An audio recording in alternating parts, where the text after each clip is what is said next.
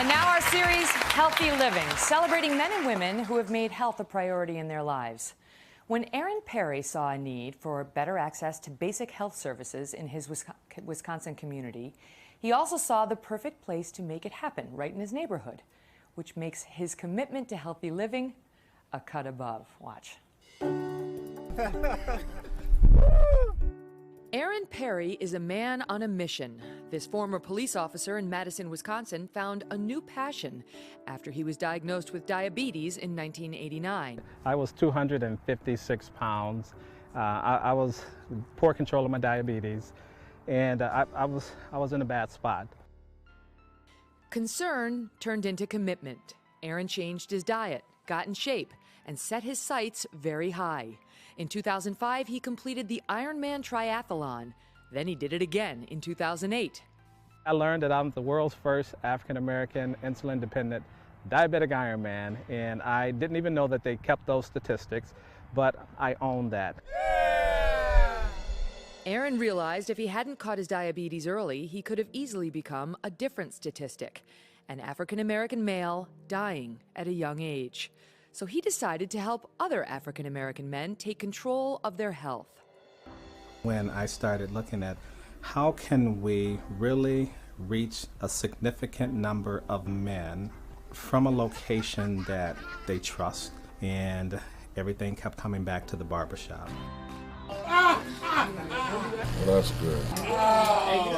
Last year, Aaron opened the Men's Health and Education Center inside a barbershop. We're actually reaching the men that we need to reach. These are the young and old men that have literally lost hope, and our challenge was to help them get it back. Appreciate you stopping in. They can get daily blood pressure screenings. They can come in and get their weight calculated, their BMI done. When Aaron pitched the Men's Health Education Center to me, it made so much sense. And I know that if we're educated on it, if we know what to eat and to exercise and get ahead of it, that we can prolong people's lives. I was trying to lose weight, and it's kind of personal, so I didn't really want to talk about my weight to like other people. But being able to talk with other people that have the same issue that I have just made it a lot easier. When I look around, I see brotherhood, I see proud men.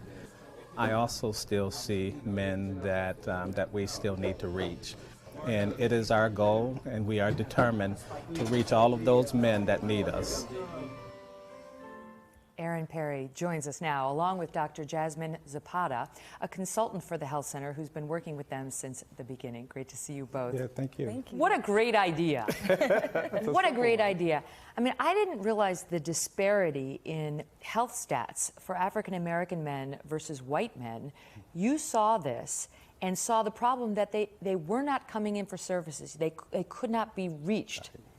And so you were sitting in the barber chair yourself. I'm not going to make any comment about the hair. That's right. But you were in the barber shop one day yourself, and Absolutely. That's how the idea came to you? Yeah, so, 7 years in the making.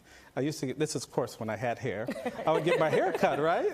And I would just hear the comments that the men were making, just talking about all the health challenges.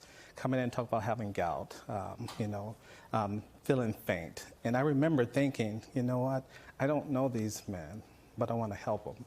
And one day, sitting across from a blank wall, I said, I'm going to knock a hole in that wall and put me a men's health center there. And 7 years later, I did that. Mm-hmm. And the services are free? Yes, they are. Free. Yep, definitely one of the barriers. We want to try to remove all the barriers. And so we make those services free. Blood pressure screenings, free oral screenings. We now are an ACA site, so men can come in and get enrolled for Obamacare, which we're really excited about. But we try to do it all. Dr. Zapata, there's been a distrust, you say, between a lot of African-American men and the healthcare system and the providers. Why is that? Yes, it's definitely multifactorial, and it comes from a long tradition of things that have happened in the past, different experiments and things like that, but also a lot of men that we're talking to, and we have a couple specific examples, say that they feel discriminated against even when they're interacting with their healthcare system and providers.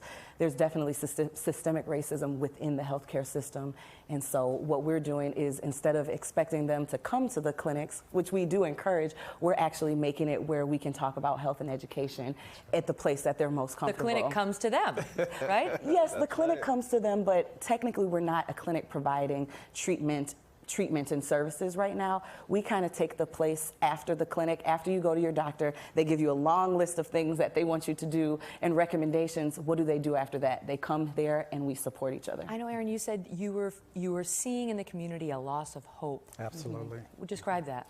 You know, just the conversations with the men, it's almost like most had, not most, but you know, there was a few that we would come out and exercise with us. They just didn't seem positive, like they've given up, and that was hard to see. And so we just started having our men talk about our health challenges. And when that happened, when men, for me, for instance, talking about being diabetic, when I started to talk about it, it seemed like I gave permission to other men to talk about it.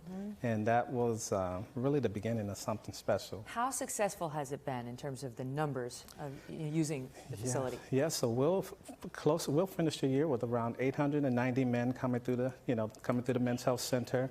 We've done over 2,000 blood pressure screenings, and the reason I know, I've been calculating the numbers all week in preparation for hanging out with you, Megyn. But you know, we're really onto something, and we're hoping that this will become a model for the nation. You know, and thank you for giving the voice. We're hoping that too. Thank you. All the best to you guys. Thank you so much. Hello, Today fans. Thanks for checking out our YouTube channel. Subscribe by clicking that button down there and click on any of the videos over here to watch the latest interviews, show highlights, and digital exclusives.